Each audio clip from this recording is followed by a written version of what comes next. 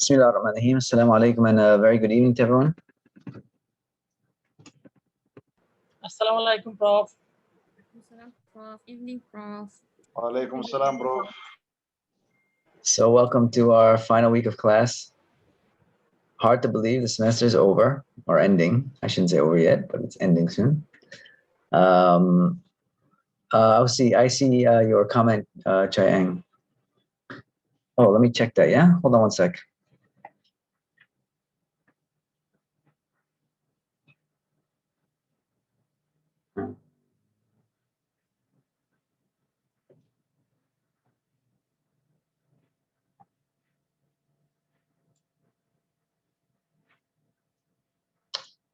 All right, give me a minute. I have to.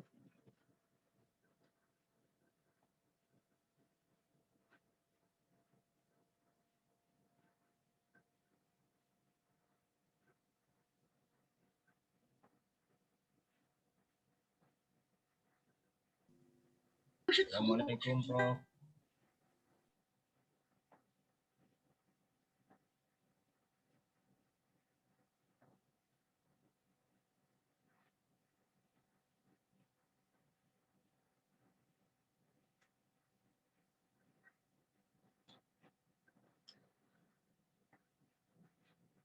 Okay, can you try again, Chang? Sorry, not just you, everybody. Can you try again to see if it works? Okay, Prof. It's there now, I think. It's there. Okay, okay. All right. Yeah, you can go ahead and do the attendance before we get started. Sorry, I forgot that. Yeah, I had set it to end last week. So,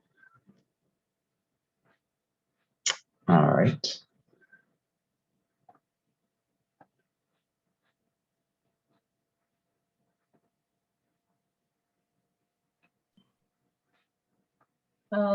Prof. Yeah. It's at 12 a.m. so we can't mark our attendance. You can't do it. Hold on. Ayo. Because it's set at 12 midnight. Oh, I guess we have to have class at 12 midnight then. Hold on a second. Let's see. Okay.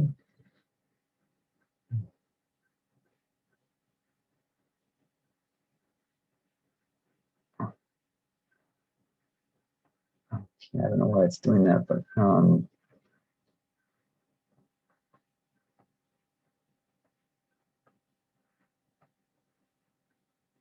today's the 6th, right? 6th of July. Yeah. Okay, try again. Can you try again, please?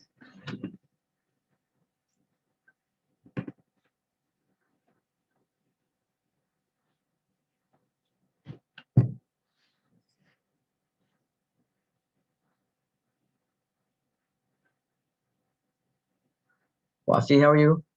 Assalamu alaikum. I know, Prof. So it's working now? Yes, Prof. Okay. Submitted. Okay, cool. All right, so go ahead. Everyone can go ahead and do the attendance now. Okay, so week 14, week 15, but this is week 14 for us. Conclusion of a long semester, long for many reasons, but of course, our situation here in Malaysia with the pandemic.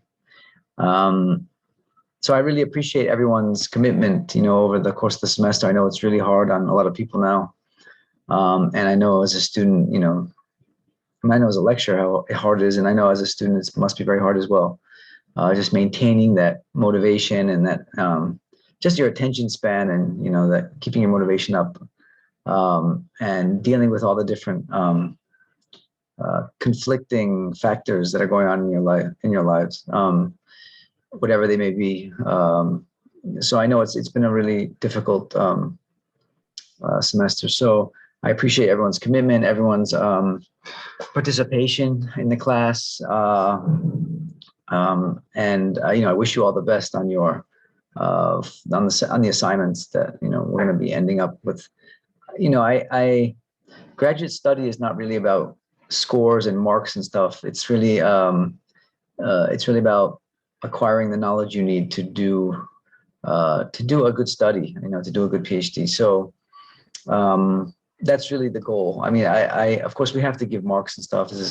But it's graduate study, and I, your effort is definitely counted, and I do look at those things as well.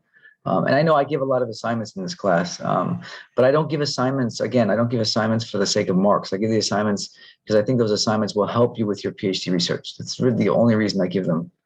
And over the years, I've identified, what we feel students need, to help them in their qualitative PhD journey. And so I just try to focus on those things. But I know it is a lot of work. So it's not going unnoticed. So don't worry, inshallah. Okay, so tonight we have our final class. We have our last presentation on judging or evaluating quality in qualitative research reports. So I think this is a good way to sort of close out the class, because the article is really a checklist that you can go through when you're looking at your own study to see whether you've kind of covered everything. You know what I mean? And so I think it's a good way to kind of sum up what we've covered this semester. So, you can use it later when you are finishing up your draft or whatever. You can go through that list and really look to see whether you've got everything there, at least, the basic, the core elements are there. So that's the intent of the article that I've provided. And so we'll let our presenters present in a minute, but let me just, as usual, go through what's on the Puja list first. So,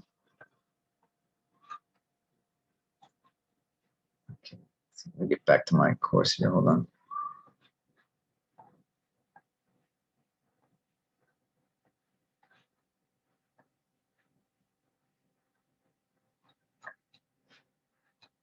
Okay, so, all right. So just as you can see here, just some updates.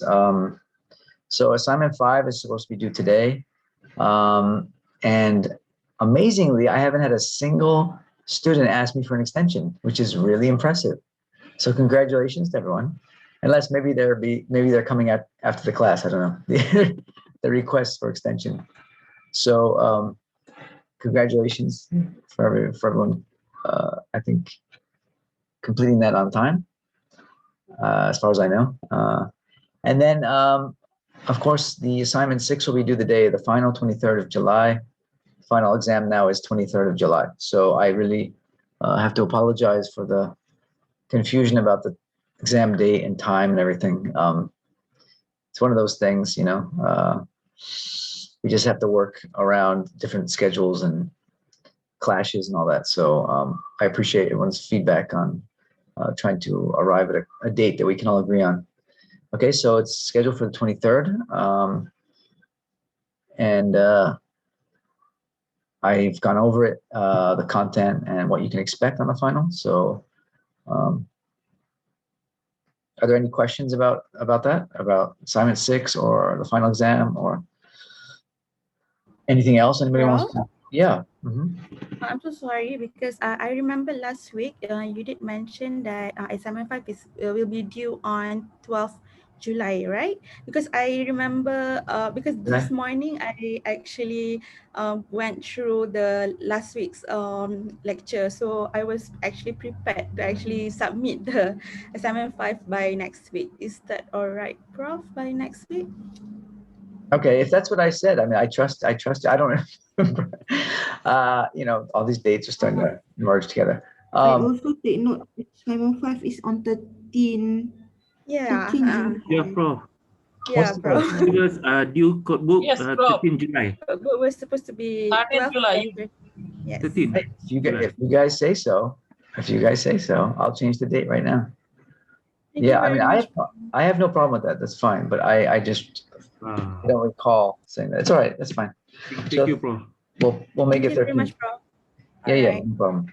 I mean, I'm not really big on these dates. I mean, to me, it doesn't really matter. It's just that as long as everybody's on the same page, and I have enough time to do all the marking, because we have to get all the marks in at a certain date, so it's a lot of work. But so I just need adequate time to do that. So it's fine with me.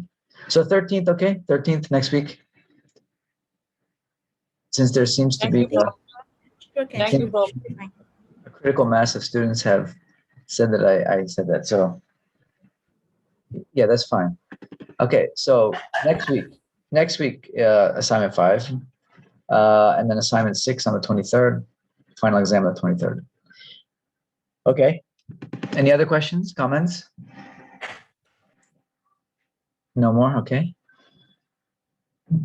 All right, so tonight we're gonna just go through the reading on the guidelines for critical review. So this is actually based on it's a review form it's actually written for a journal article, qualitative journal article, but it's really generic. It's qualitative studies, but they do make references to articles. But it doesn't really matter because a thesis is just an extended version of a journal article. So you can apply the content to your thesis as well. All right. And then after, we're just going to do a short reflection exercise.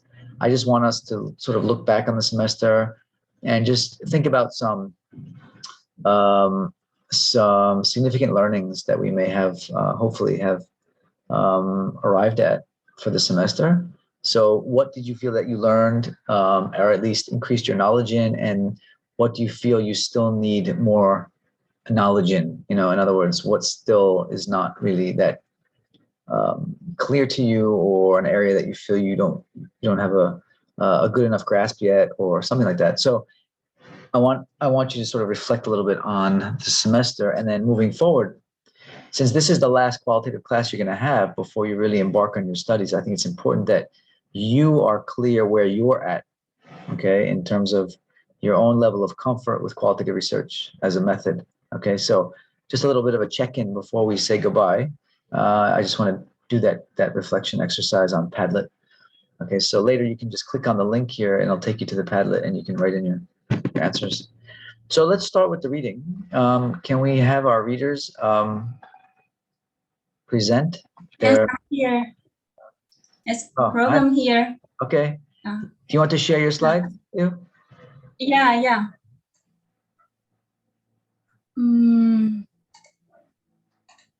Okay, can you guys see my screen? Yep. Yeah. Are you the only presenter here? Yeah, I'm the only presenter. Wow. A solo run. Okay. Good evening, Prof, and my fellow friends. Sure. I connected with another presenter, and she told me she dropped the class already, so I'm the only presenter for today. The topic is guidelines for judging the quality of qualitative research. We will discuss about the article guidelines for critical review firm qualitative study. In this article, critical review firm complements these guidelines qualitative study originally or developed by the MUOTEBP research group and revised by Letters et al. These guidelines provide and instructions or questions in the critical review components. What's more, these guidelines help reader to complete the critical approval of qualitative research articles, and the examples related to occupational therapy research. Yeah, so they're coming from occupational therapy. So they make some references to occupational therapy, but it's not a big deal. For the most part, it's perfectly relevant to our work. Okay, go ahead. Yeah. Critical review components include 9 parts. Let's discuss it one by one. The first is citation, student purpose, literature, study design, sampling, data collection, data analysis, overall review, and the last is conclusion and implications. Let's go to the first. First is a citation, include for title or authors, for journal title, year, volume number, and passage. This is an example here. We can see the all authors here and the year here for title, journal title, volume number, and the passage number. It can ensure other person could easily find the same article. From the second part is study purpose. We need to judge if the purpose or research questions state clearly. We can find it briefly in the abstract, and the more detail may result in the introduction. A clear statement of purpose or research questions can help us determine whether the topic is important, relevant, and interesting to us. It is useful to summarize the purpose or research questions in the comment section so that people can quickly get to the point. The third is literature. We need to know what's relevant background literature reviewed. The literature should provide some background of study and provide synthesis of relevant information, such as previous work or research, and discussion the clinical importance of the topic. The literature review can include qualitative and quantitative research related to purpose of the research. A literature review can identify current knowledge and research gaps on topic of interest. Thus, providing the needs of research, the research should be detailed and convincing so that reader can understand the researcher's thinking when they conducting the research. Before reading the article, think about applying the research to occupational therapy practice or your situation. Okay. If it doesn't look Sorry, Sam, I'm sorry to interrupt you. I just wanted to stop you for a second because you're going a bit fast. I just want to go back to the first one you mentioned about citation, actually, even though it's a little bit brief, what they write about. Actually, for PhD students, this is actually something that's quite important. When you are presenting your drafts, okay, to your supervisory committee, please, this is really important. Please make sure that you fully understand how to do proper references, proper citations, especially in text citations in your work. Okay. I have a student, she's in her 12th semester. And when she submits her drafts to us, she still does not know how to do proper citations. It's really unbecoming of a PhD student because it's something very basic to how we conduct our work, our research. Okay, so make sure you understand how to do proper referencing. And when you're writing like your literature review and even your chapter 1, your background study, you're going to be referencing different scholars and their studies and their work. And you should know how to do that, right? You should know how to do that. For example, when do you cite multiple studies in a sentence, right? When do you start off a sentence by saying, well, in so-and-so study, 2016, they found that blah, blah, blah. Knowing all those sort of academic tools in writing are important, okay?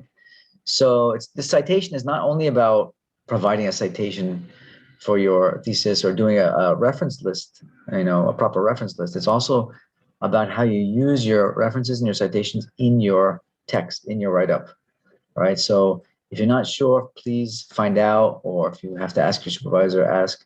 Okay, it's important. Okay, very important. The second one on study purpose. Can you go to the next one, Lisa? Yeah, study purpose. This is absolutely critical. You must have a very clear study purpose. Whether it's a journal article, whether it's a thesis, it does not matter. Any study that you do has to have a very clear purpose of study. All right. And don't state that purpose too early. Okay. Another problem that we see with a lot of students' work is they'll write a few sentences at the very beginning of chapter 1 and already they're stating the study purpose. All right. Who can tell me where do you actually include the study purpose in your thesis, in your chapter 1? Where does it go?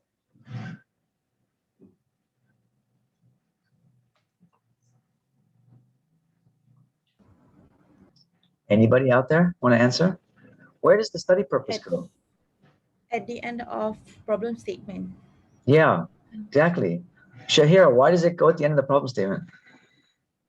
Because we have actually stated all the related issues, the problems that is related to our research. So basically, we clearly stated all that. Then only we have have to mention what are the purpose of our studies. Yeah. So again, if you think of your chapter 1, as I've said many times, as an argument, and then you're making an argument for why your study needs to be conducted, okay? And you've gone through, you provided a background of the study, and then you've clearly identified the research problem that you're going to be working on in the study. Only then do you state the purpose of the study, okay? So without a problem, there's no purpose of a study. If, in other words, if there's no problem to solve, why do a study, right? So the purpose has to go hand in hand with the problem.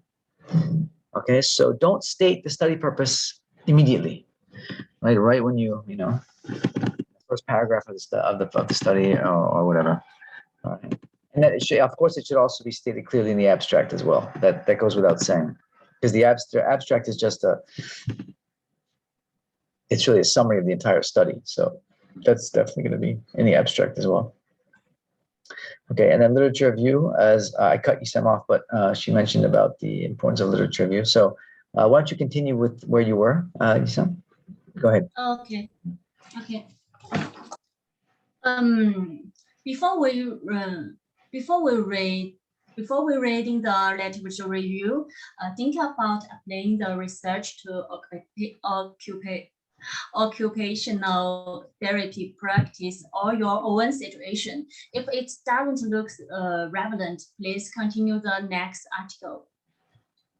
Okay, so And go ahead. It's okay. And the first part, study design, to know what was the study design. There are many types of research design, so we need to outline the basic characteristics of different kinds of research designs. Link research to a specific research tradition or explaining why they did not do so will help you judge the appropriateness of design, sampling, data collection, and analysis. Then list the critical issues in the comment section and discuss them. And the study design. Sorry. I have to cut you off again. Sorry. What is missing in this critique from a qualitative research perspective? They go into study design. What might be missing? Anybody pick it up? What do we usually do in a qualitative study before we actually discuss the study design, the specific study design? What do we often discuss before that in the chapter 3? Paradigm. Our research paradigm. Yes, the research. Yeah. So exactly. There's usually some, and it doesn't have to be very elaborate. It doesn't have to be 15 pages, but there is some mention of the research paradigm that is underpinning the choice of study design, right? Now, again, they are writing this mostly from the perspective of a journal article, where journal articles, you don't get a chance, you don't really have space to write about research paradigm. Okay, so that may be why they're excluding it. Okay, but for us PhD students doing theses, it is something that we want to definitely mention. And you can include it in the study design section. You don't necessarily have to have a separate section called research paradigm. If you want to, that's fine, but it can be a subheading or a subtopic in the study design section. That's fine too. Okay, just make sure it's there, because that's the one that's gonna inform your study design. Okay, so it's for qualitative students, it's important to mention that. Okay. Okay, on the study design, there are 3 aspects what we need to pay attention to, which are design types, appropriateness of study design, and the qualitative method. Let's find out about the design types.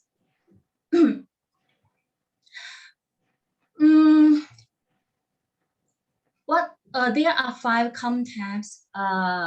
Actually, we have learned it at the beginning of the class, so let us review it. What is phenomenology? Phenomenology answers the question of what it's like to have specific experience. What it can be used to study? It tries to understand the phenomenon of life experience. The sections behind the the section behind the phenomenology is that there is essence to share knowledge. It comes from the social science and requires a research to enter into an individual's life world and use the SIF to interpret the individual's or group's experience. This is an example for phenomenology. This is an example for phenomenology from the article. It's A hard to say. phenomenological approach was chosen to explore the experiences of people with athletics who were participate in two different types of athletics education groups. Data were collected through observation of the groups, individual interviews with group participation, followed by focus groups after initial analysis were completed. The author discussed three themes: validation through connection, restructuring illness identity, and perception of self and disease symptoms. The theme provided insight into a notion underlying transformative learning theory. The next type is Okay, so this is a review of our designs.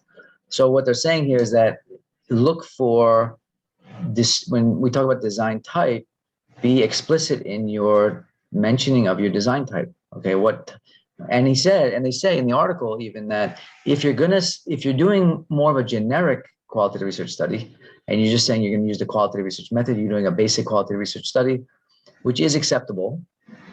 However, if your study is informed by or influenced by one of these designs, or maybe even two of these designs, you should mention that. So for example, you may want to say that we did it, you used a basic qualitative research approach, and then you explain what that is, but you mention that you chose to analyze your data using techniques from grounded theory. Okay, and then you mention what those techniques are. Okay, so it's important that you identify that maybe you're borrowing certain aspects or elements from different designs that you want to bring into your study. That's okay. You can do that in qualitative research, but you should be explicit about it, right? And also, very important, please take note of this. If you say you're doing phenomenology, you don't talk about doing open coding, axial coding, and selective coding. For example, why? What's wrong with that? Who can tell me what's wrong with that? Why should you not do that? Axial coding and all that thing is grounded theory. So unless we are explicit to say that we borrowed techniques from grounded theory, then we shouldn't use those terms that reflect other methods. Yeah, if you say you're doing phenomenology, then you should be following the conventions of phenomenology, which means data, the way that you collect data in phenomenology, the way you analyze data in phenomenology, et cetera, et cetera. If, like Chiang said, if you're going to use grounded theory approaches or methods in analyzing your data, you better explain why. Because if you say you're doing phenomenology, well, grounded theory has a different purpose than phenomenology. So why would you incorporate open axial and selective coding in phenomenology? Right? And if you don't know why you're doing it, that's even a bigger problem. And I've seen students do that. They say they're doing phenomenology, and then suddenly they're talking about, ethnographic approaches to analyzing data and so forth, and they don't even know why. Okay? So remember, qualitative methods is about making decisions about what you're doing and why.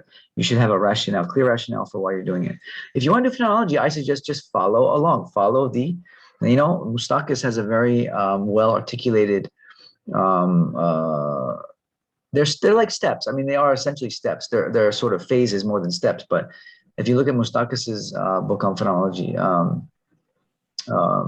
he outlines some pretty clear steps in his, analysis approach. So do that. It's much better to do that than to try and mix and match, and you don't even know why you're mixing and matching. Okay, so this is a really important issue because it comes up a lot in our students' qualitative theses. Okay, so please really pay attention to it. Okay, any questions? Prof? Yep. About if I were to add another method like doing field observation on top of structured interviews that use phenomenology approach, how do we do coding for that, Prof? I mean, do we still use phenomenological tradition of coding, or we can do something creative about it? Okay, so observation is just a way of collecting data. So it does not affect how you analyze data. If you're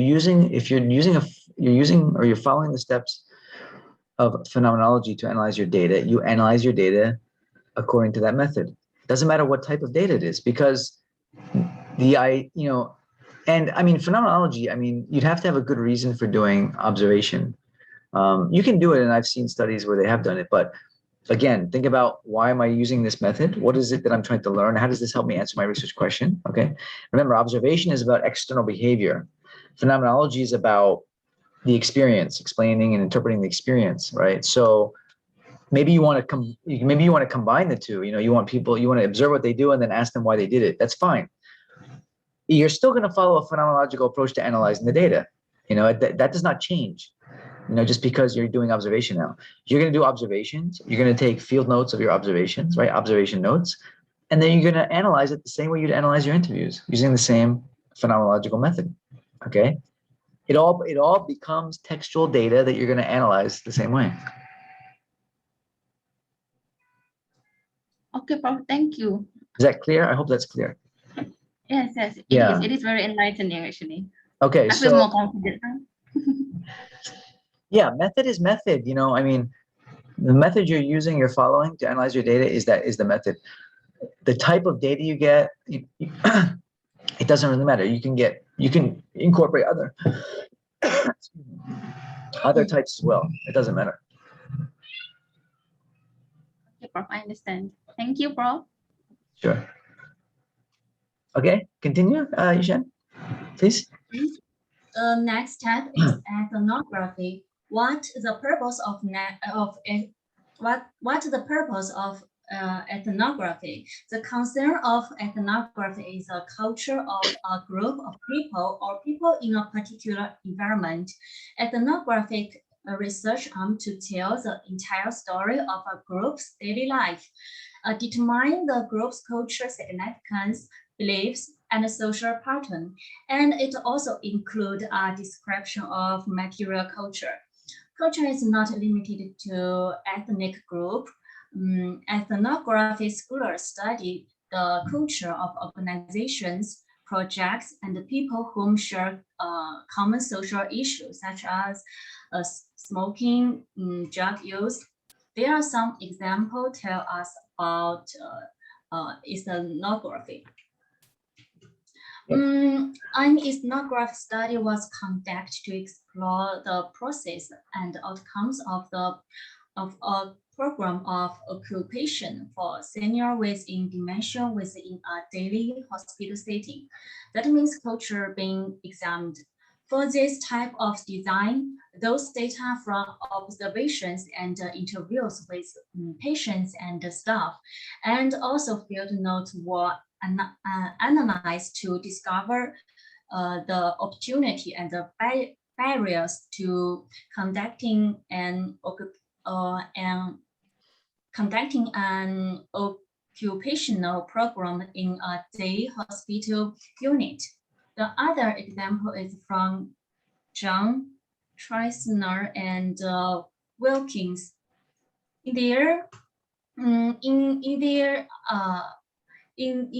their article, they interviewed novice tutors and their tutors' guides to understand the interface of becoming a tutor within the culture of problem-based learning. The overreaching theme was storytelling or an oral tradition within which novel tutors learned from their computers based on direct modeling and vectors sharing the stories.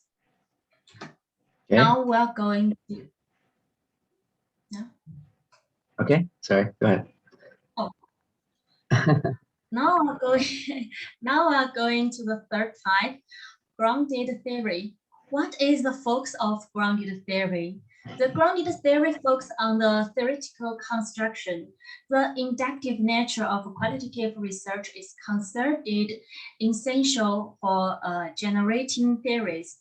The focus is on identifying the core social process in a specific social situation within a given social situation. Gessler and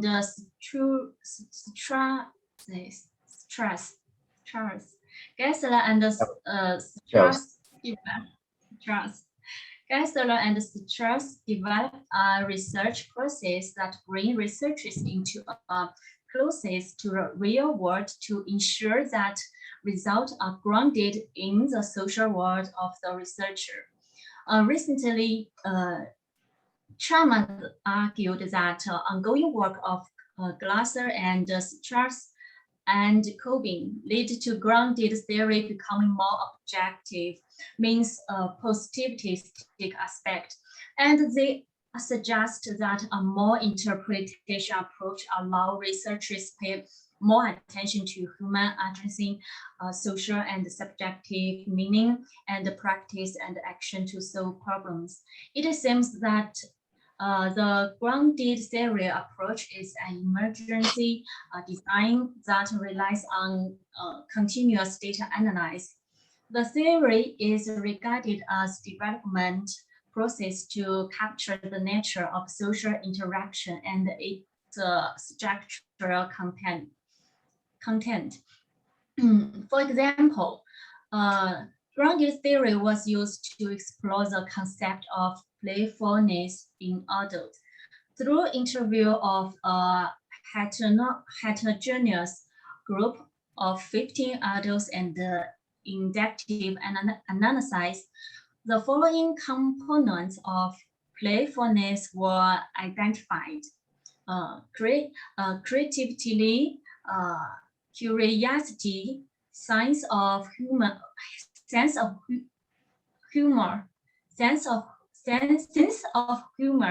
pleasure, and spontaneity. The analysis also result in the development of visual model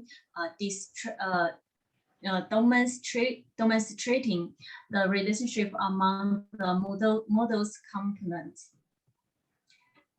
The next, we are going here to talk about participatory action research, or the PAR. PAR is a method of research and social change, and it is regarded as qualitative research. It involves individuals and groups studying their personal beings, social and cultural environment, and experiences.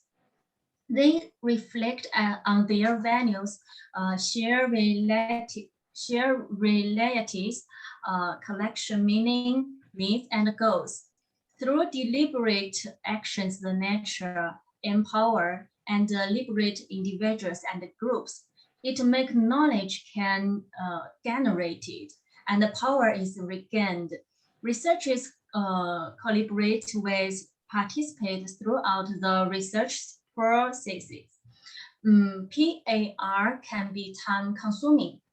There are sometimes daily when research community from outside and the community member need to negotiate the research phase.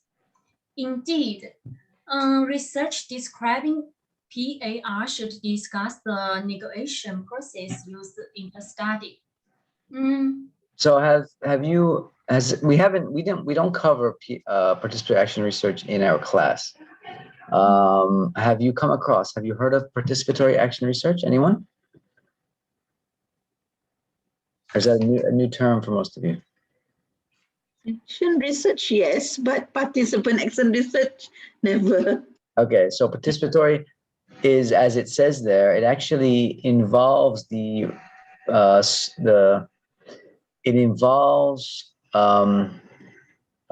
actually study participants. They engage in the research as researchers, as co-researchers with the researcher. All right, and so it's often used for advocacy purposes, for addressing different issues that communities may be facing. And like it says there, there's a lot of negotiation that's involved between the researcher and the participants. So it's actually a form of empowerment. So as these people are researching their own, maybe it's their community or whatever, they are actually learning about their community. All right, and they're learning how to advocate on behalf of their community and to improve the community. And that's the action research portion of it. And that is that in that there's built-in action at the end of the study, they actually work to make change in the community or in the organization, whatever it is that they're studying. So it is a very unique type of research. It's becoming quite popular, though. You see a lot of articles in the literature now on the use of participatory action research. But yeah, go ahead, Maizura. Prof, is not the same as action research that usually. Yeah, it is. It's a form of action research. It's just that it's more driven by the study participants rather than the researcher.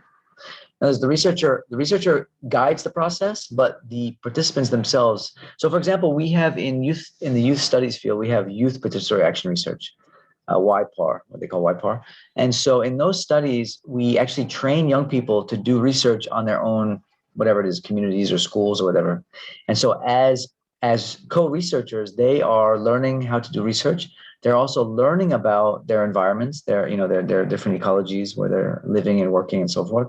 And then what they do is once they get their findings, then they take those findings into the community to advocate for change of some kind.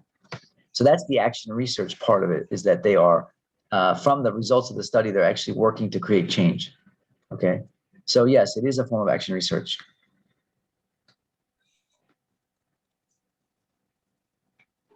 Thank you, Prof. Okay. All right. Okay. So in UPM, I've never seen PAR yet. In UPM, I'm not even sure if UPM accepts theses according to this method, this design. So, but if any of you are interested in, it might be worth a shot. Go ahead. Isam, please continue. Okay, for example, Cooker Green and Trentham. Oh, it's hard to say them name. Trentham. Yeah, I know it's hard. Some of these words are very hard. Share two examples of PAR project in which they were involved. One project involved adults with mental illness working to create meaningful work experiences. Another involved older adults in a community capacity building process related to identifying and addressing the issue in their housing complex. Latest also share several examples of PAR projects that involve occupational therapists. If you want to know more about those examples, you may find in this article. We're not going to discuss more detail here. So it's actually empowering people through research, right? So research can be a very empowering experience, actually. Like, for example, like those examples that you have about elderly people for example, living in public housing places and so forth. If you can get people to be involved in researching their own, environments and social contexts and so forth, then that's a form of empowerment. In other words, they are learning about what needs to change, what the problems are, right? And then they become agents of that process through the research. And so it's a very interesting approach to research, and it often involves, of course, qualitative methods. So, okay, sorry, just wanted to add that. Go ahead, Isam.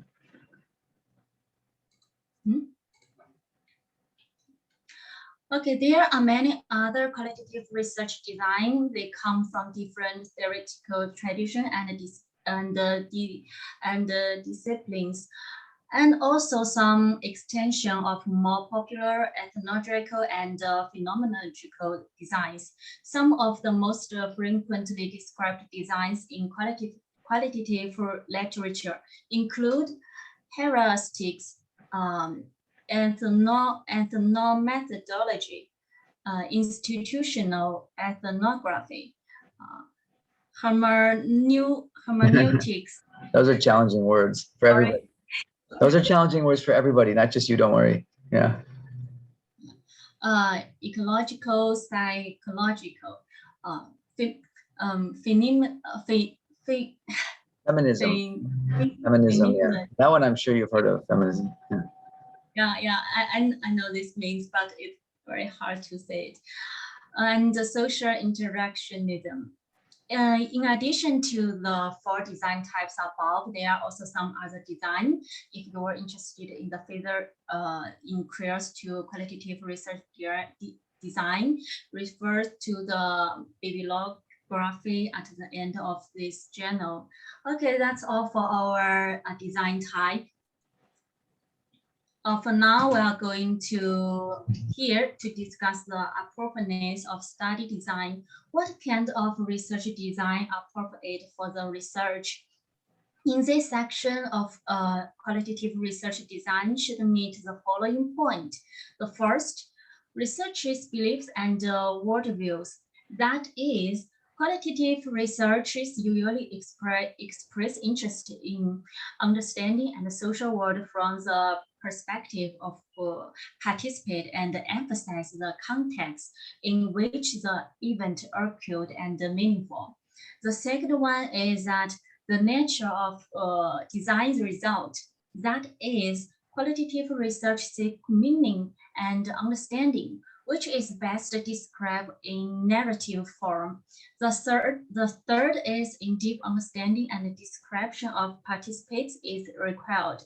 That is, qualitative research usually involved in depth exploration of topics or problems, with a focus on seeking information from people who are experiencing of or participating in the issue. Lastly, type of reason involved. Qualitative research is oriented towards theoretical construction, and the reason behind the data analysis is inductive. That is, the result comes from the data. So this is a very, very, very, very important part of your chapter 3, okay? Don't just describe your study design. You have to explain why is this the appropriate study design, okay? So you choose to do case study. Why are you doing case study? And they give some, those 4 bullets at the top, they give some, a framework really for justifying your answer there. Why? First starts the beliefs in the worldview of the researcher, and that's your research paradigm. Okay, so it starts with your research paradigm, actually, why you're choosing to do, for example, case study, right? Or phenomenology, or grounded theory, or social interactionism, or feminist theory, or whatever it is you're using. Okay, then the nature of the end results. We've talked about this too.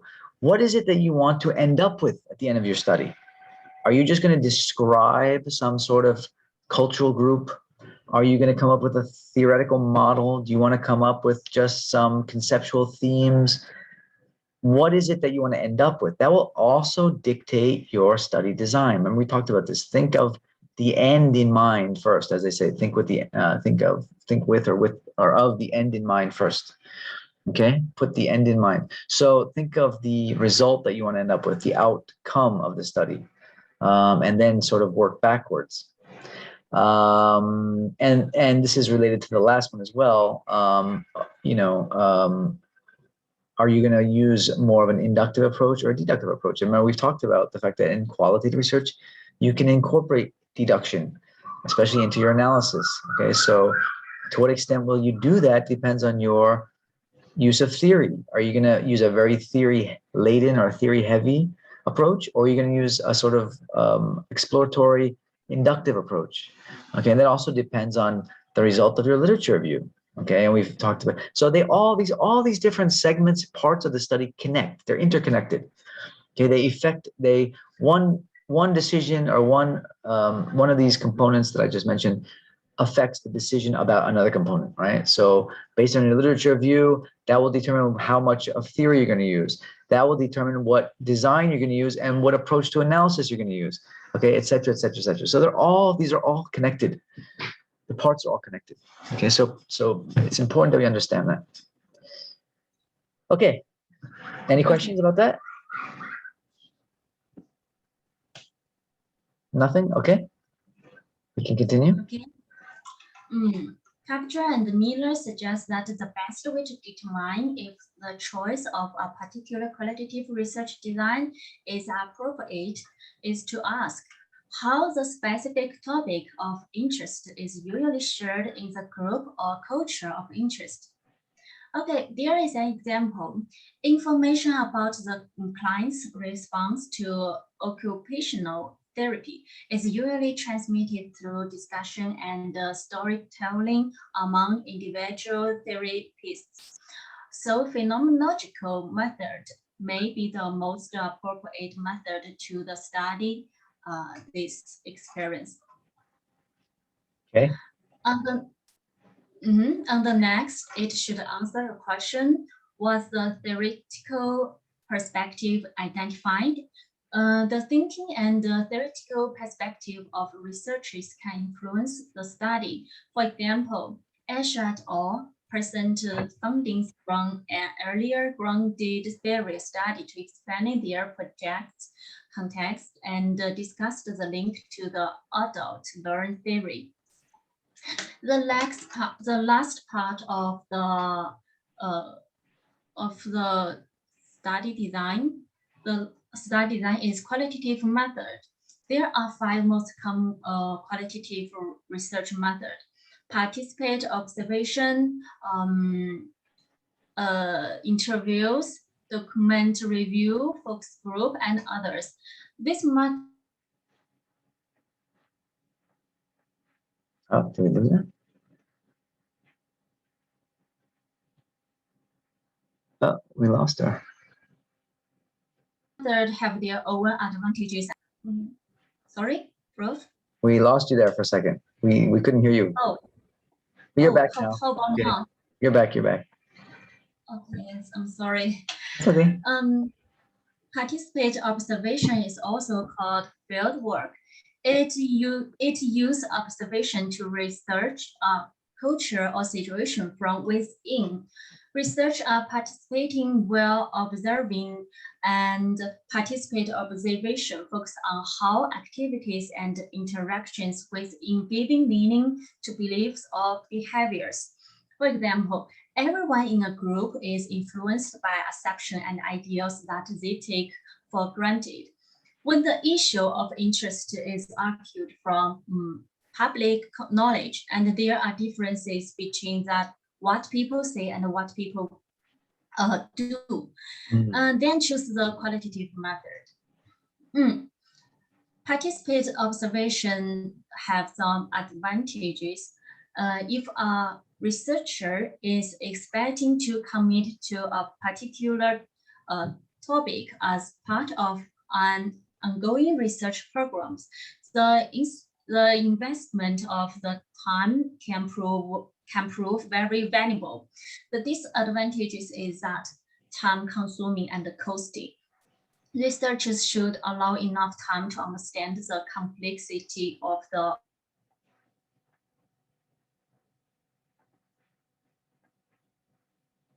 We lost her again. Come back, Hisham. Observations.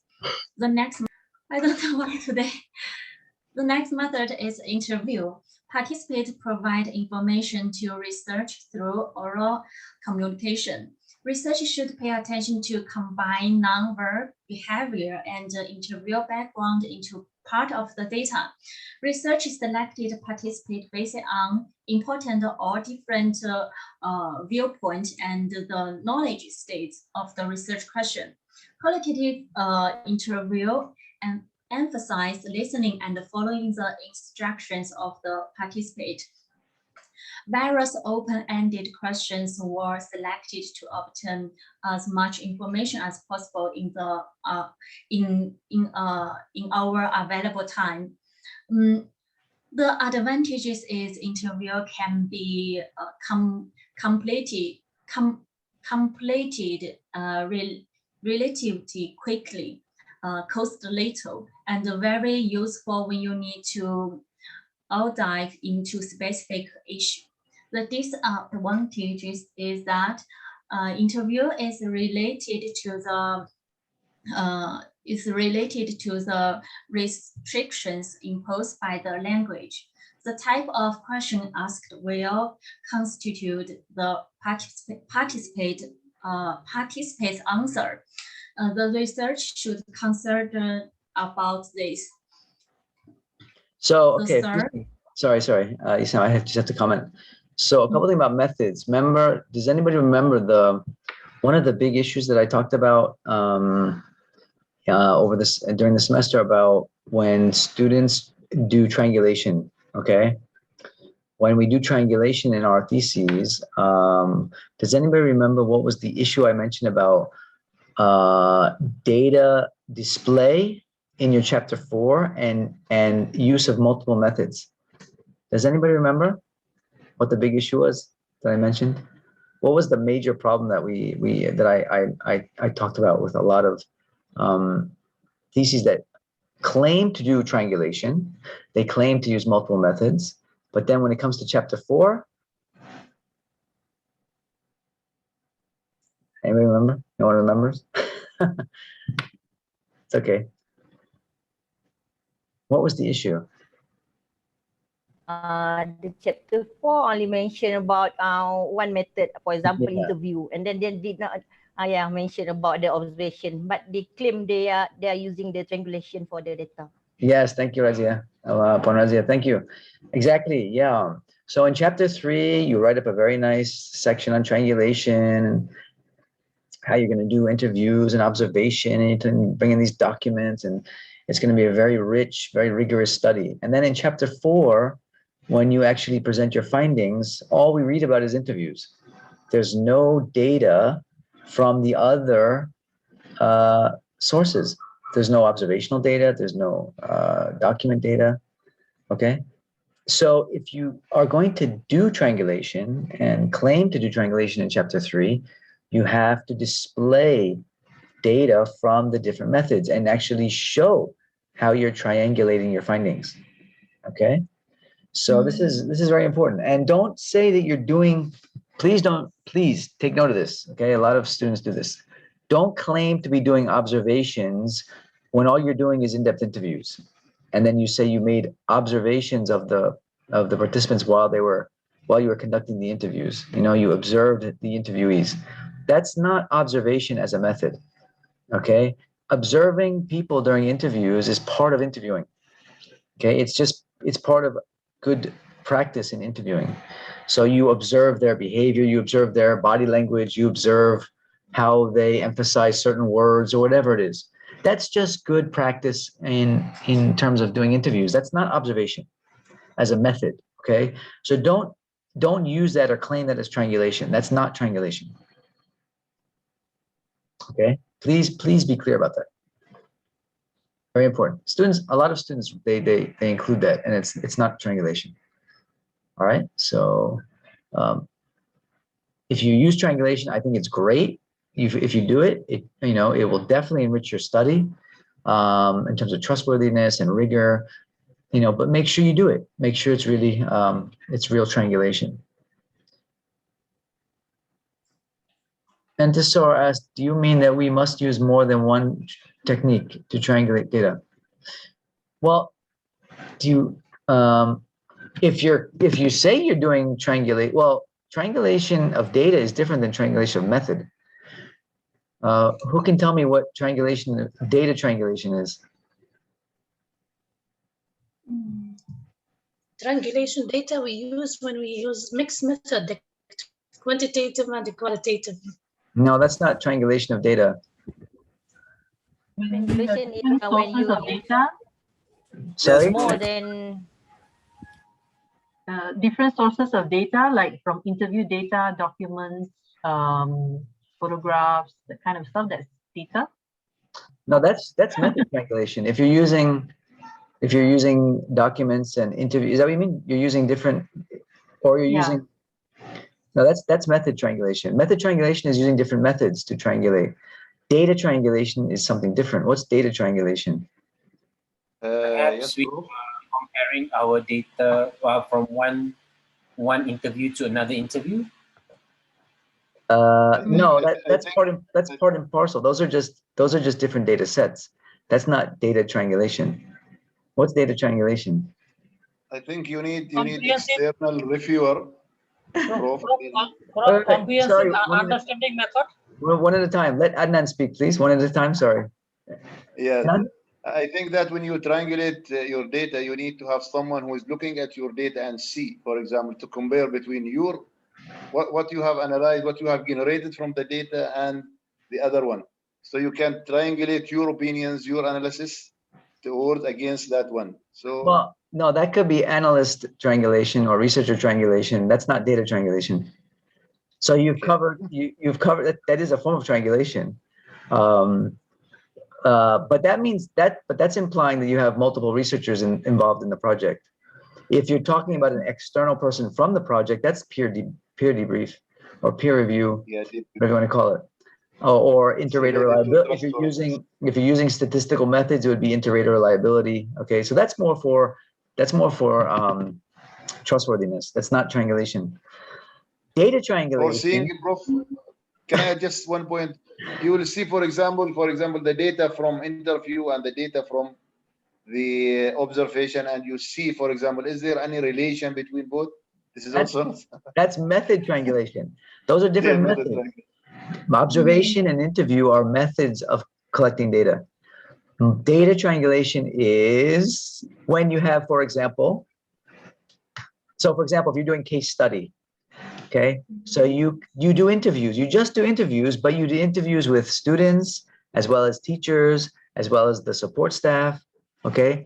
So you have data from 3 different groups of respondents, okay? So that would be data triangulation. So it's the same method, within the same method, but you're comparing or you're collecting data from different groups of respondents according to whatever characteristics that you have defined. All right. So it's most common in case study for obvious reasons, because in case study you usually have multiple groups that are involved in a case, right? Oftentimes, not always, of course. All right. So that's what. Yes. Was there a question? Somebody had. Because as for that, because if we involve the students, the teachers, and all, that one will be called as heterogeneous sampling, isn't it? Yeah, but it's also a form of data triangulation. Ah, I see. Okay. All right. You know, especially when you are. So, for example, if you're studying, you're studying school culture or something, or you're studying effective leadership in school, right? And you want to know how the school as a whole feels about the leadership of the school. So of course you're going to interview the leaders, but you can't just take the leaders' word for it, right? Because they're going to tell you what great leaders they are. So you also interview teachers and students, right? And again, that's part and parcel of a case study. But when you get those different sets of data, right, all from interviews, but from different sets of data from different groups within the case, then you can get a much clearer picture, a much better picture, a much more holistic picture of what's really going on in terms of leadership, right? And so you can include it as one of the forms of triangulation. It's not method triangulation; it's data triangulation. Okay, so Prof, is it? Just wondering, as for the interview protocol, if we include the students, the teachers, and the managers or anything else, and ministers of the school, so we actually have to build the question depending on the sample, or we can actually, there'll be overlap, but the question guides could be somewhat different. So I recently finished a study just recently about about an issue in school, and we interviewed teachers and students. And so we had to come up with, and also principals. So we had somewhat different, I wouldn't say slightly different, they were more than slightly different interview guides for each. So basically, as long as the question actually answer the research questions, that one should be fine. Yeah. All right. Yeah. Okay, thank you very much, Prof. Yeah, because they're going to experience this phenomenon differently, right? Yeah, exactly. Exactly. So yes, of course, you want to make sure that you're answering the research question, but from the perspective of that particular group, it might change a bit. The questions might change a little bit. So basically, Prof, for the findings, how do we actually report all these different opinions of, like for example, for the students? So yeah, how do we actually? Yeah, that depends on your design. That depends on the design and why you're doing this form of triangulation. Okay, so for example, that's why I mentioned case study. So it's common in a case study because you're trying to generate conclusions about the case, about the school as a whole.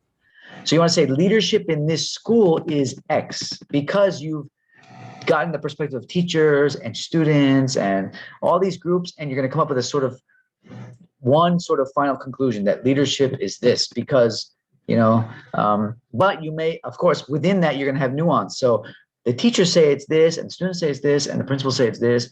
And then, overall, this is what we found because you're studying a case. You're not just studying teachers or just students. You're studying the school as a whole, right? So you want to draw your conclusions about the school. So leadership in this school was seen as effective by all the groups involved. However, teachers emphasize this aspect, students emphasize this aspect, that kind of thing. So it depends. It depends on your design. It depends on your design. It depends on why you are including the different groups. So if you're trying to triangulate, are you trying to compare?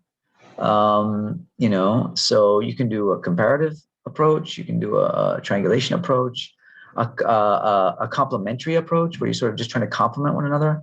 So like maybe you're talking about a topic where you expect that there's going to be a lot of sort of complementary fights. So for example, everybody agrees that, they love their country. You're studying patriotism in Malaysia. So the adults love their country and the young people love their country. But we want to understand at a bigger level, why the two groups, what it is that they love about their country. So they're going to get complementary kind of finding. You're not really comparing them. You're just you're sort of complementing. Everybody loves their country. This is why the adults do, and this is why the youth do. You know what I mean? So it's a sort of complementary finding. So it depends on, it really, again, depends on the rationale of the researcher and what it is that you're trying to end up with. What is the sort of end product, the conclusion you want to come up with? Thank you very much, Prof, because I've been wondering about this because I'm doing case study research involving the students, the teachers, and also thank you very much, Prof. It totally helped me out. Yeah. Okay. Yeah. No, consider it. Yeah, definitely consider it. Don't just think about method. Think about data as well. So, sorry, Anting has a question. Prof, what is the difference between participant observation and non-participant observation? Okay. If I always take part in my informants, this is a good exam question.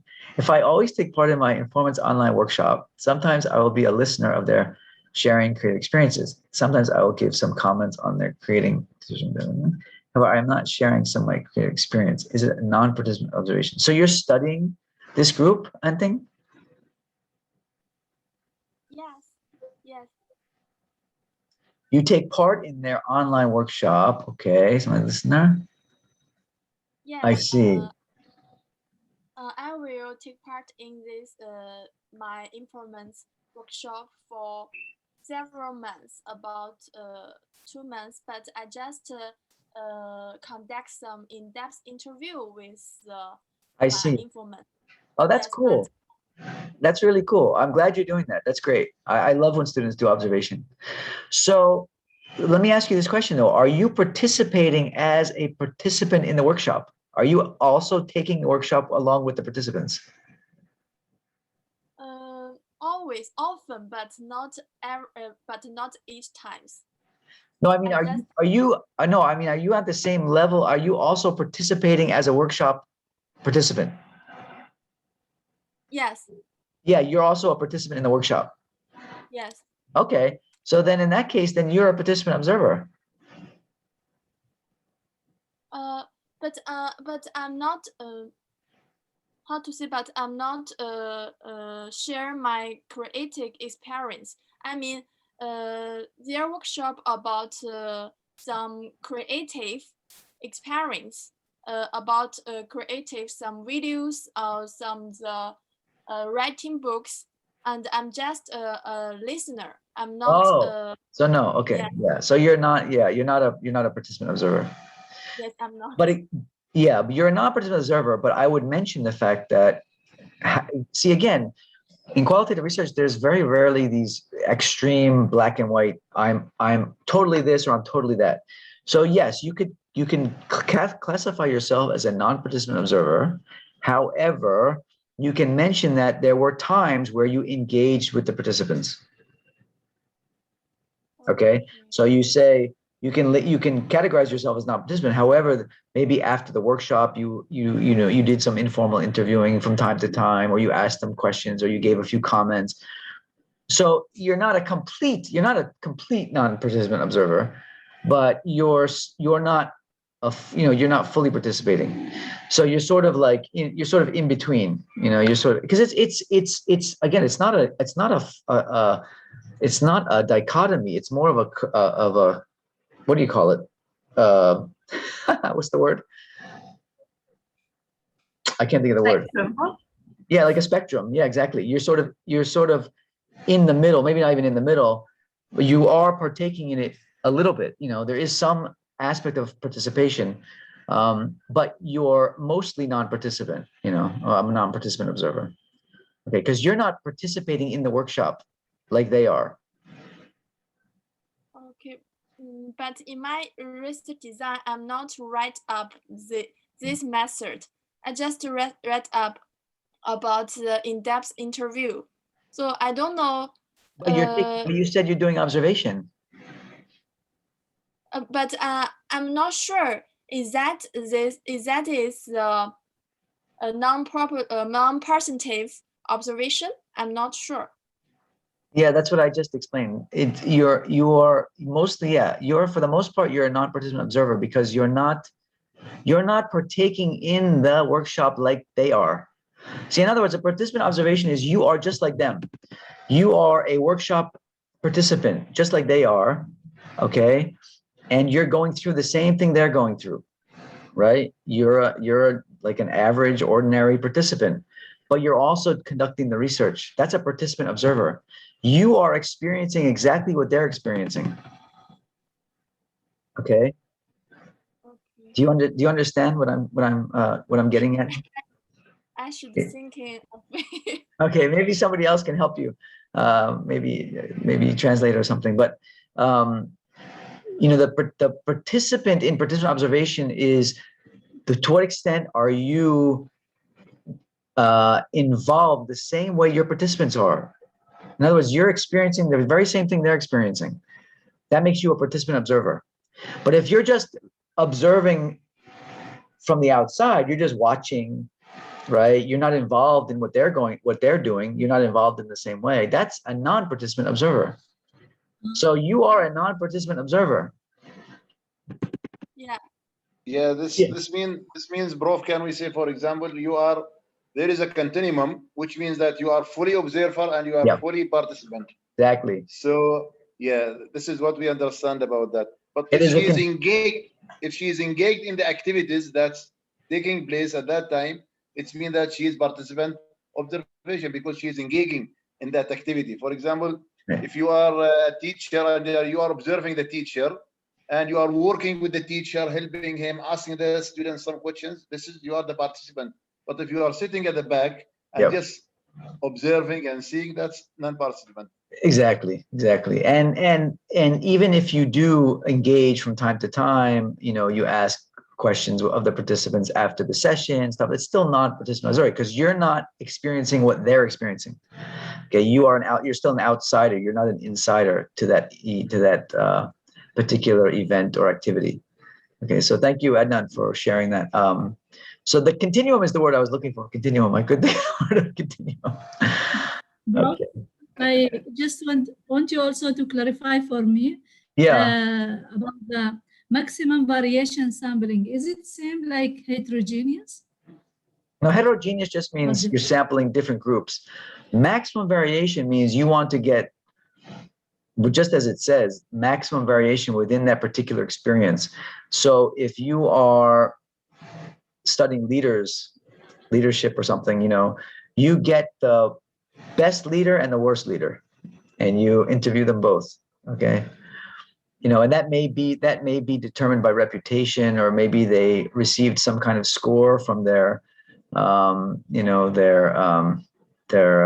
supervisory manager, or whatever. How you determine that is really according to your criteria. You have to identify some criteria, but you want really the max. You want both ends of the spectrum, the continuum. Okay. Heterogeneous just means you want to mix. You want different people with different experiences, but maximum variation is you want the real extremes. So the most successful and the least successful, the most creative and the least creative, that kind of thing. I see. Thank you very much. Okay. Thank you. All right.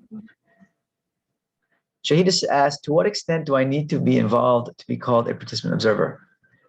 No, it means you are experiencing the very same thing that your participants are. So if you're observing people using a public park, and we had a student that actually studied this. They studied how they studied public park usage or something. And so she would go to the park and she would observe the people using the park. So if she's just sitting on the bench observing what people are doing in the park, she's a non-participant observer. But if she's in the park using the exercise equipment and she's climbing on the jungle gym with her kids and she's running around the track, she's a participant observer because she's doing what they're doing. Okay. If you're observing a class, are you a student in the class? Are you taking in that class? If you are, you're a participant observer. If you're not, if you're external to that class, you're an outsider and you're just observing, you're just watching, then you're a non-participant observer. So participant here means you're experiencing the same thing that your study participants are experiencing. That's what it means by participant.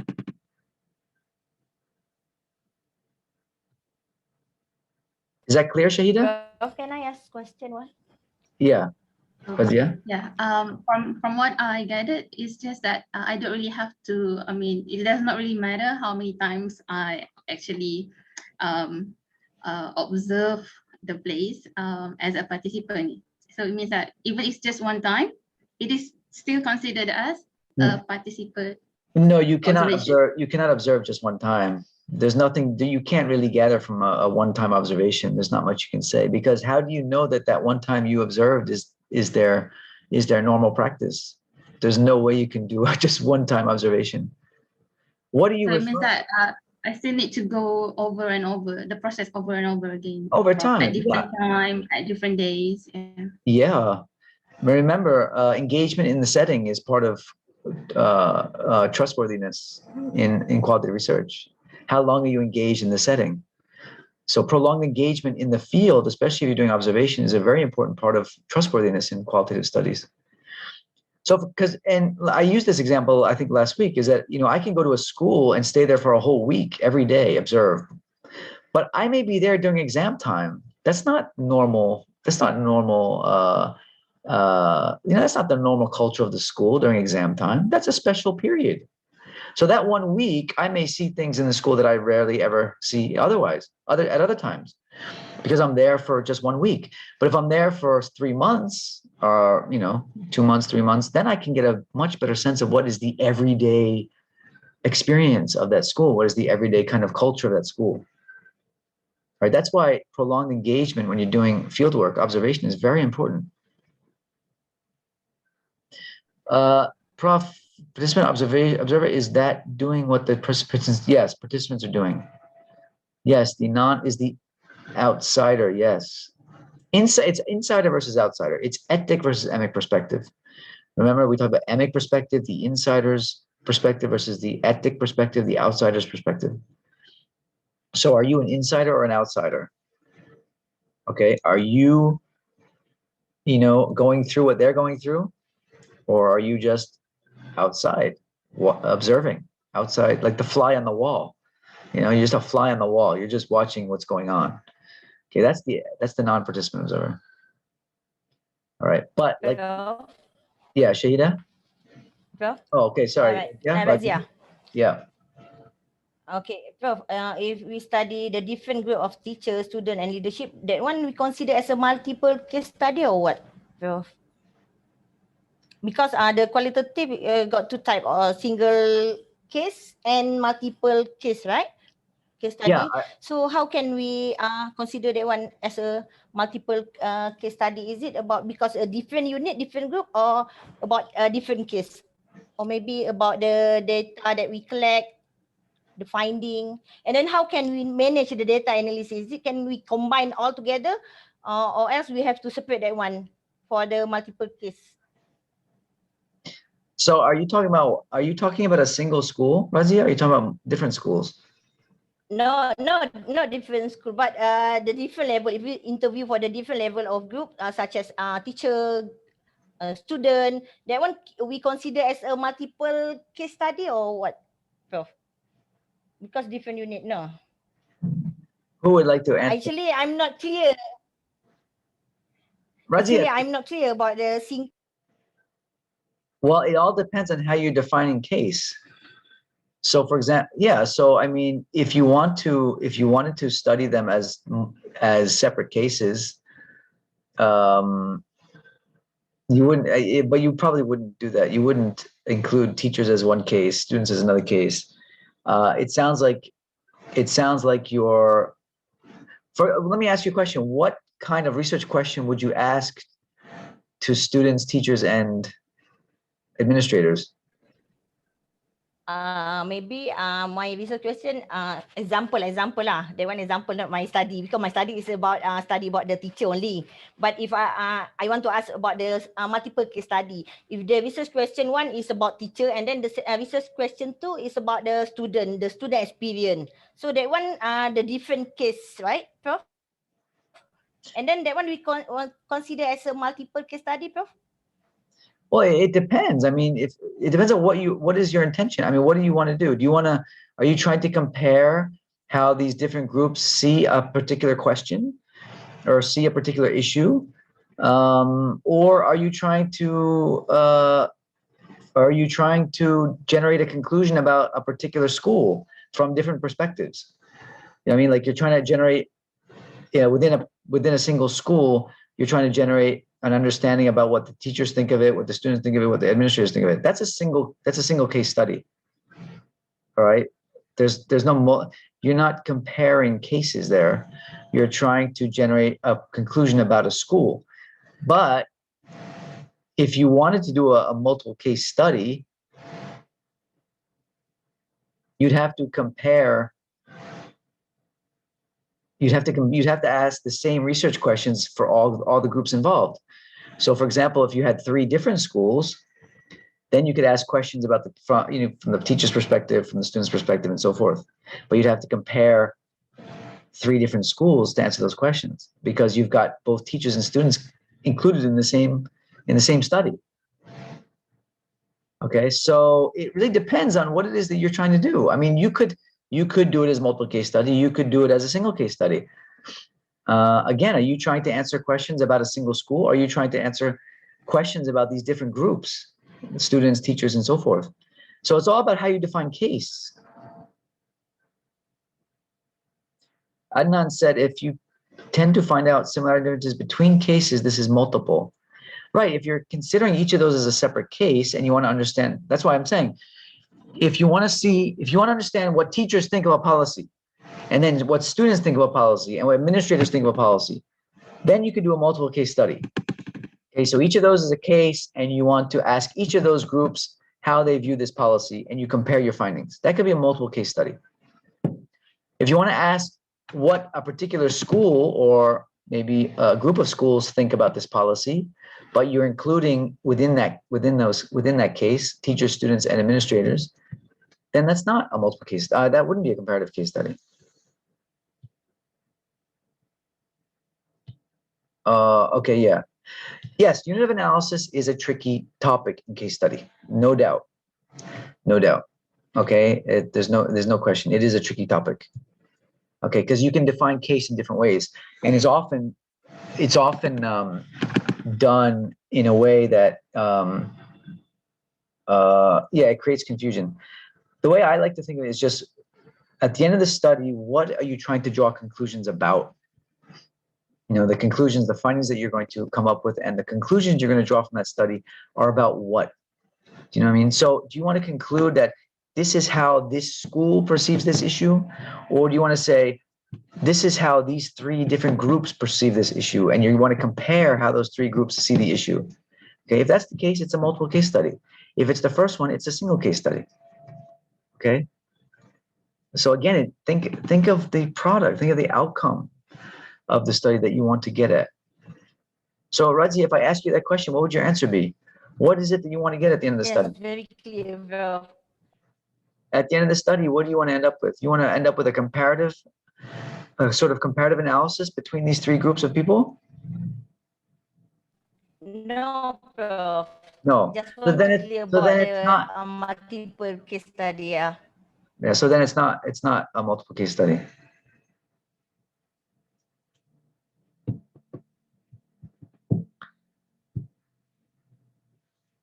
Okay. Any other questions?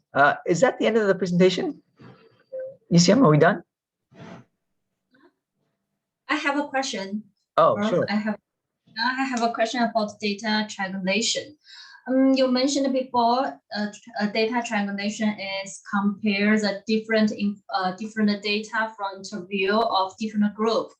But if I'm doing a case study and I get my data from interview people and review that document, and then I compare those two data, could it be data triangulation? You're getting your data from interviews and documents. Is that what you said?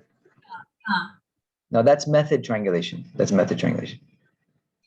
But you could also have data triangulation within that. For example, if your interviews included two different groups of respondents, that would be also data triangulation. Or if you're looking at different types of documents, that would also be data triangulation as well. So you could have method and data triangulation in the same study. Okay, that means data triangulation is in the same method. Yes. Okay. Okay. And so that gives you, but that's good because it gives you more opportunity to, to make the argument of trustworthiness and to, to justify the level of rigor of your study. Right. So it doesn't, in other words, it doesn't necessarily mean you have to do method triangulation. Okay. So if you just want to stick to interviews because your research questions are very much, sort of intrinsic questions and so forth, that's fine. But you may want to consider doing interviews with different groups so you can get that data triangulation. Right. And it's actually data triangulation can be very complex. Like in our study, when we interviewed teachers and students, it got very complicated. Actually, I was really shocked at how differently students and teachers can see certain issues. And then trying to make sense of that is not easy. So even just doing data triangulation is hard. I mean, it's not hard, but it's, it has its own challenges. Okay. So, yeah.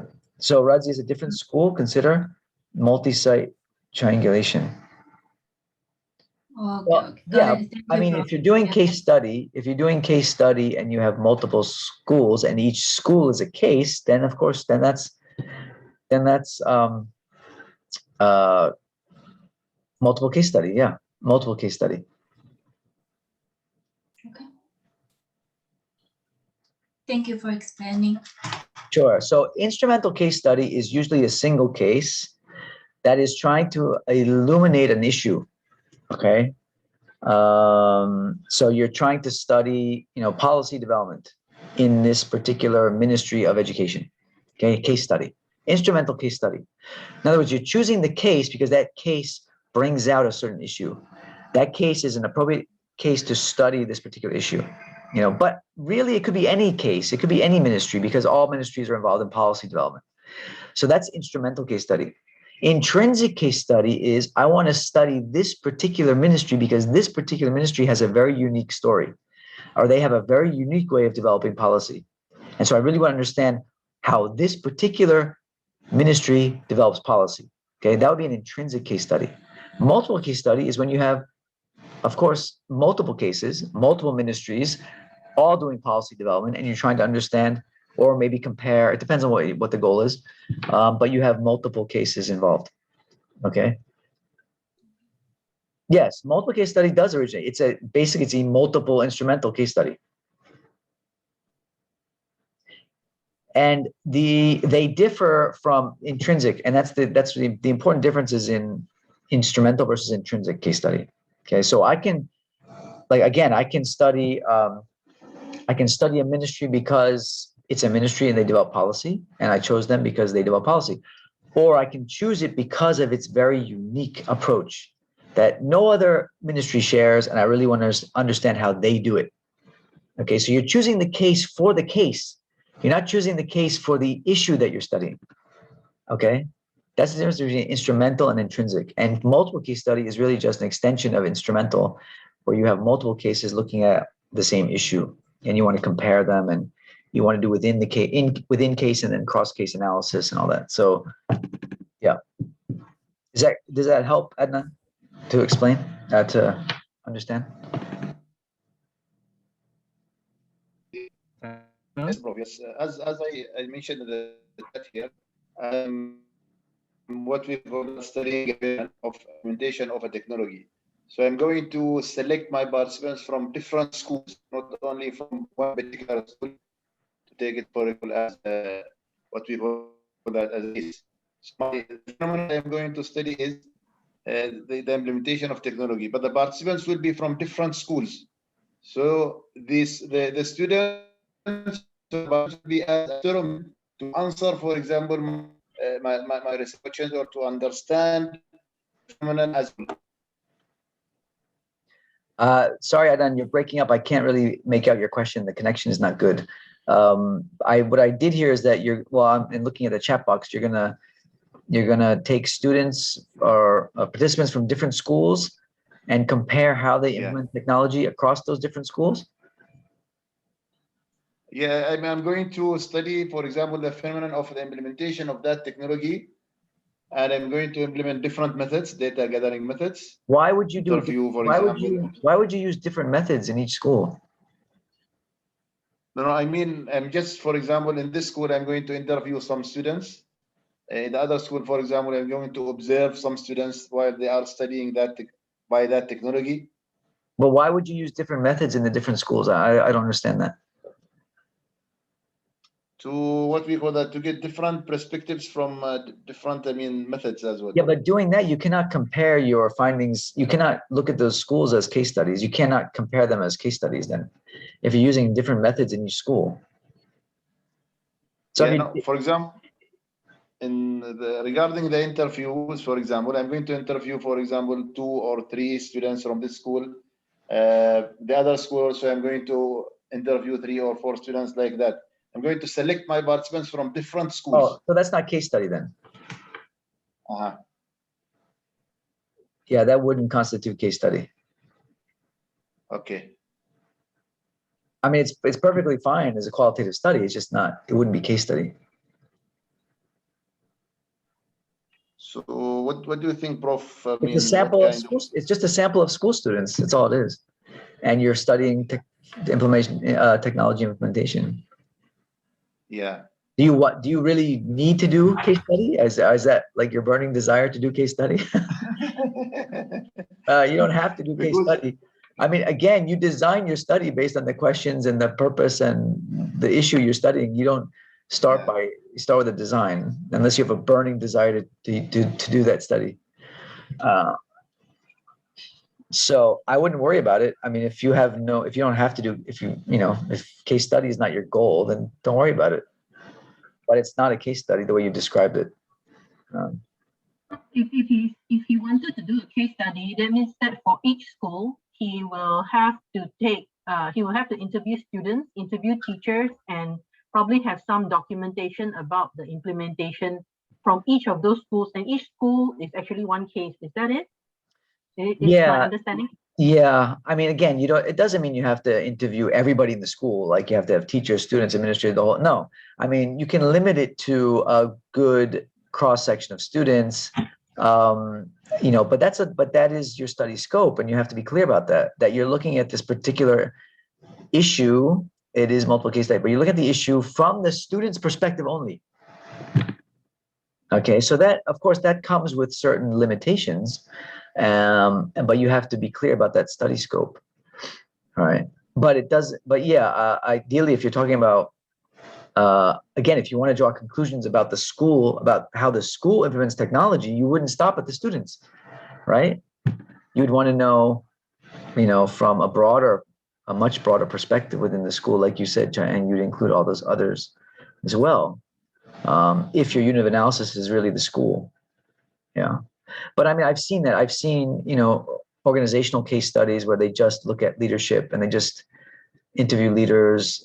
They call it case study, It just means that your case is more narrowly defined. And so you cannot draw conclusions about the entire organization because you didn't include the entire organization. You just included students, or you just included leaders, right? So it is a limitation of study.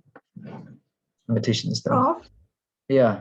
Prof. Maizura here. Prof, just now you were mentioning about this data triangulation. Let's say we have these two groups, teachers and students. Towards the end, there's no similarity in the answer towards the end as what we have tried. So what happened, Prof, in our research? Doesn't matter. There's no need to arrive at consensus in a qualitative study. So if they don't agree, they don't agree. If they see it if they see it differently, they see it differently. That's the finding. There's no need to arrive at consensus in a qualitative study. So don't think that you have, my students and my teachers don't see it the same way. I have a problem with my findings. No, that's the reality. They see it differently. Your job is to try and explain why they see it differently. That's the point of doing the qualitative study, is to explain their differences in how they see the problem or the issue or whatever it is.